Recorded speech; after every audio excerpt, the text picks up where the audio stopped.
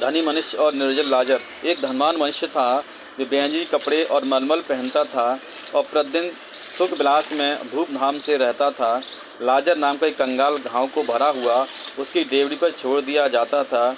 वह चाहता था कि धनवान की मेज पर झूठन से अपना पेट भरे, यहाँ तक कुत्ते भी आकर उसके घाव को चाटते थे। ऐसा हुआ, कंगाल मर गया और स्वर्गदूतों ने उसे लेकर अब्राहम की गोद में पहुँचाया। वह धनवान भी मरा और गाड़ा गया।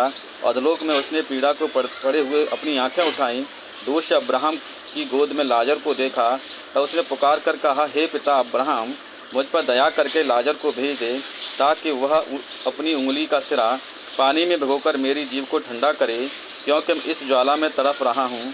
परंतु अब्राहम ने कहा, हे पुत्र, स्मरण कर, तू अपने जीवन की अच्छी वस्तुएं ले चुका है, वैसे ही लाजर बुरी वस्तुएं, परंतु अब वह शांति पा रहा है और तू तड़प रहा है। अब इन बातों को छोड़कर हमारे और तुम्हारे बीच में ये भारी गड्ढा ठहराया गया है।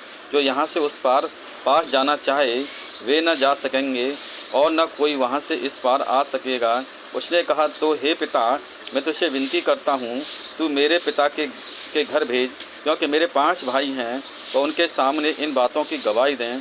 ऐसा न हो कि वे भी इस पीड़ा की जगह पाएं। अब्राहम ने उससे कहा, उनके पास तो मूसा की भविष्यवक्ता की पुस्तकें हैं, वे उनकी सुने।